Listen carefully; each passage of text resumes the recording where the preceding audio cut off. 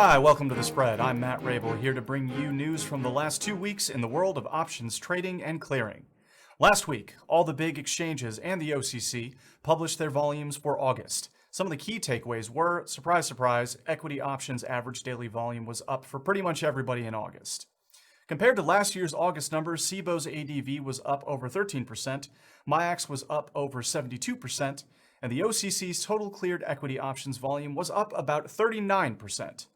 Our friends at the OCC also shared with us last week that the clearinghouse once again broke its own record this year, clearing well over 7.1 million trades and nearly 49 million contracts on September 3rd. That's combined futures and options contracts.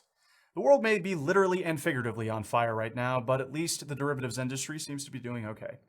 Speaking of the world being on fire, the FIA and CFTC both put out reports recently saying that global warming is not only real, but it's poised to rain on the entire financial service industry's collective parade. Rising global temperatures cause violent weather that damages the infrastructure of the US, which tends to make capital flow in the wrong direction. Long story short, the FIA and CFTC both think that market-based solutions can not only help mitigate the damage, but help humanity as a whole rain on global warming's parade for a change. In tech news, the CME Group announced the launch of a neat new tool that will allow users to calculate and convert listed FX options data into OTC standard terms so that you can more easily get an idea of what's affecting prices during periods of increased volatility. Kind of like Google Translate for FX options, only it'll actually work.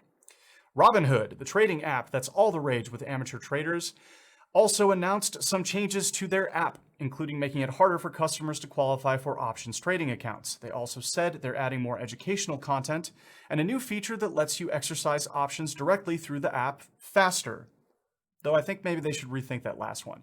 If they're trying to make it harder for impulsive traders to get in over their heads, being able to trade faster isn't going to help. One last tech story. People were talking about a big $50 billion bet on tech stocks last week, and it turned out to be Softbank, a Japanese conglomerate known for a $100 million VC fund called the Vision Fund, which lost $17 billion earlier this year. Maybe they should have quit while they were behind. Anyway, one final thing this week, the Minneapolis Grain Exchange's board voted to demutualize the company. Demutualize is a word I just learned, meaning it legally changed from a private company to a publicly owned one, which is a necessary step in the merger between the Minneapolis Exchange and MIAX, which means MIAX is one step closer to global domination. MIAX will continue to maintain trading and clearing operations of MGEX, including its hard red spring wheat contracts. Try saying that 10 times fast. The boards of each company had previously approved the transaction. And that's going to do it for The Spread this week. Stay safe and happy trading.